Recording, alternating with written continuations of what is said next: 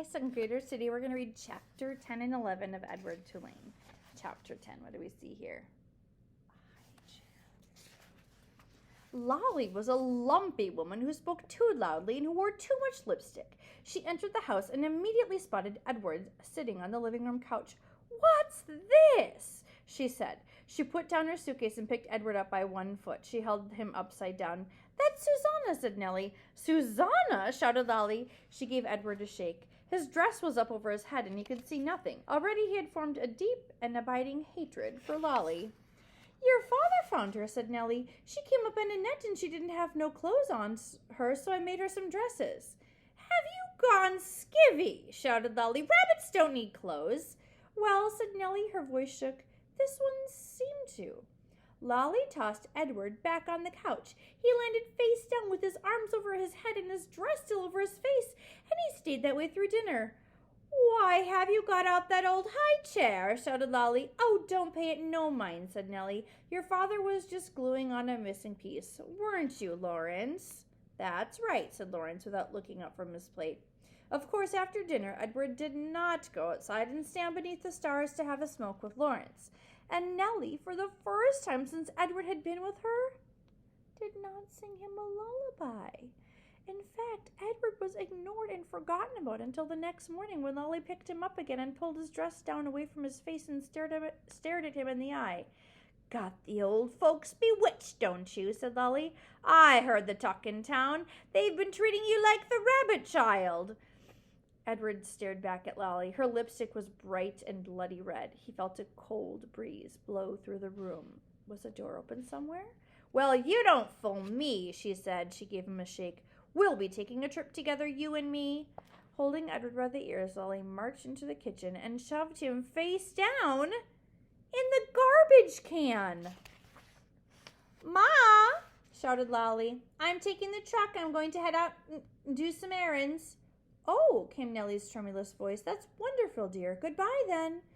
"Goodbye," thought Edward as Lolly hauled the garbage can to the truck. "Goodbye," Nellie called louder this time. Edward felt a sharp pain somewhere deep inside his china chest. For the first time, his heart called out to him. It said two words: Nellie, Lawrence. Chapter 11. Edward ended up at the dump. He lay on top of orange peels, coffee grounds, rancid bacon, and rubber tires. The first night he was the top of the garbage heap, and so he was able to look up at the stars and find comfort in their light. In the morning, a short man came climbing through the trash and rubble. He stopped when he was standing at the top of the highest pile. He put his hands under his armpits and flapped his elbows. The man crowed loudly. He shouted, "Who am I? I'm Ernest. Ernest, who is the king of the world. How can I be king of the world? Because I am the king of garbages, and garbages is what the world is made of. Ha, ha, ha. Therefore, I am Ernest. Ernest, who is the king of the world," he crowed again.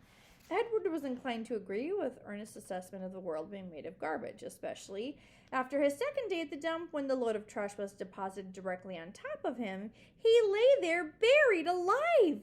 He could not see the sky. He could not see the stars. He could see nothing. What kept Edward going, what gave him hope, was thinking of how he would find Lolly and exact his revenge. He would pick her up by the ears, and he would bury her under a mountain of trash. But after almost 40 days and nights had passed, the weight and smell of the garbage above and below him clouded Edward's thoughts.